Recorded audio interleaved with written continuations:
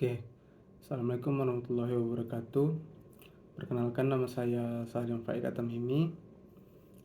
Di sini saya akan menjelaskan makalah yang berjudul Konflik Laut Cina Selatan terhadap Kondisi Geopolitik dan Geostrategi Indonesia di Wilayah Natuna, yaitu dari tugas kajian strategi. Nah, di sini saja Laut Cina Selatan itu adalah kawasan strategis yang mengalami ketegangan dan sengketa wilayah antara beberapa negara, yaitu termasuk Tiongkok, Vietnam, Filipina, Malaysia, dan Brunei. Nah, konflik ini melibatkan klaim terhadap pulau-pulau, terumbu karang, dan sumber daya alam yang kaya di wilayah tersebut. Nah, salah satu wilayah yang menjadi perhatian adalah wilayah Natuna, yang merupakan bagian dari perbatasan maritim Indonesia.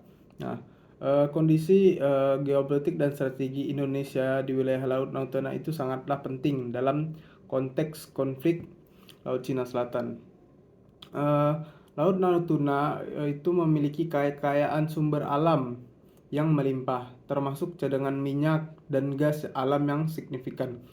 Nah, dari latar belakang tadi yang sudah saya jelaskan, ini rumusan masalahnya ini adalah bagaimana konflik Laut Cina Selatan berpengaruh terhadap kondisi geopolitik dan geostrategi Indonesia di wilayah Natuna. Baik, langsung saja kita masuk ke dalam pembahasannya.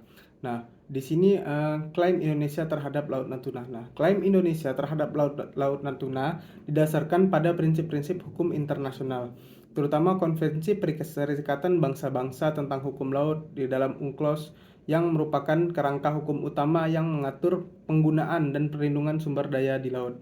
Nah, berikut ini adalah beberapa argumen yang digunakan oleh Indonesia untuk mendukung klaimnya terhadap Laut Natuna, yaitu yang pertama, garis pangkal pulau, yaitu di mana Indonesia mengklaim Laut Natuna berdasarkan prinsip garis pangkal pulau yang diakui dalam UNCLOS. Nah, yang ketiga itu adalah ZEE, zona ekonomi eksklusif, yaitu berdasarkan UNCLOS negara pesisir memiliki hak untuk menetapkan zona ekonomi eksklusif di perairan yang terletak di luar laut teritorialnya. Nah, yang ketiga itu kontinuitas geografi dan sejarah. Nah, Indonesia itu menekankan faktor geografis dan sejarah dalam klaimnya terhadap Laut Natuna. Nah, berikutnya itu adalah implikasi dari konflik Laut Cina Selatan terhadap kondisi geopolitik dan geostrategi Indonesia di wilayah Natuna.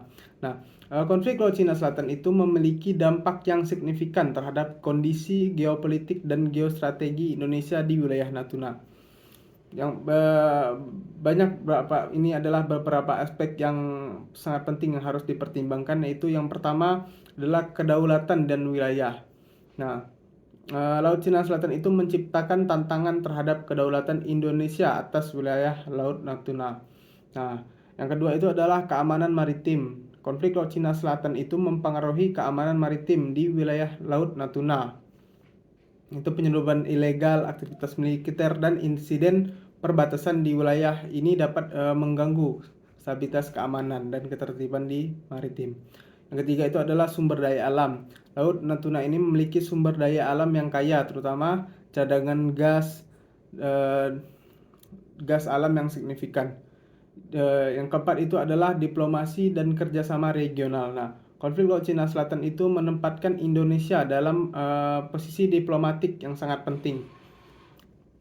Indonesia berupaya memainkan peran yang konstruktif dalam diplomasi regional, terutama melalui forum yaitu ASEAN. Yang kelima itu adalah hubungan dengan negara-negara terkait.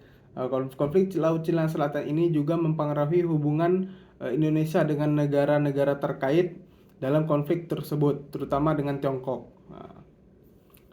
Dalam menghadapi kondisi geopolitik dan geostrategi di wilayah Laut Natuna yang dipengaruhi oleh konflik Laut Cina Selatan, Indonesia itu perlu mengambil pendekatan yang berimbang antara menjaga kedaulatan, keamanan, dan kepentingan nasional dengan diplomasi yang bijaksana.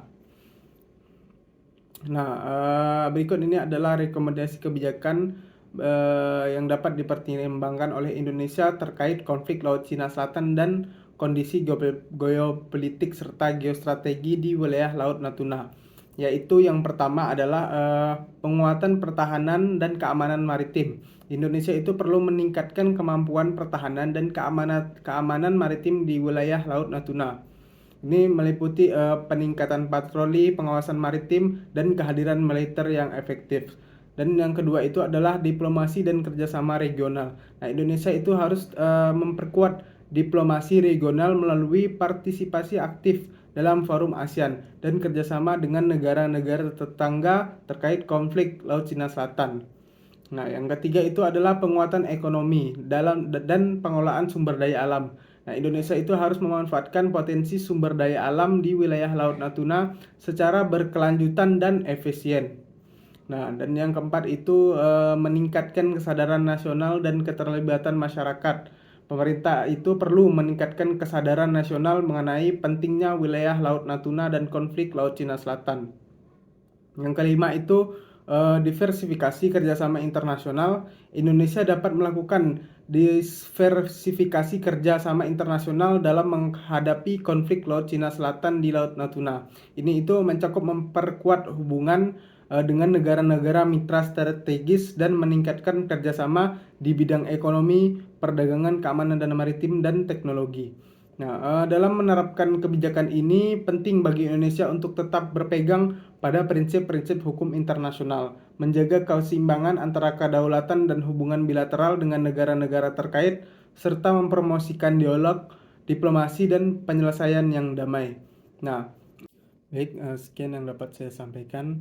Jika ada kurang lebihnya mohon dimaafkan. Assalamualaikum warahmatullahi wabarakatuh.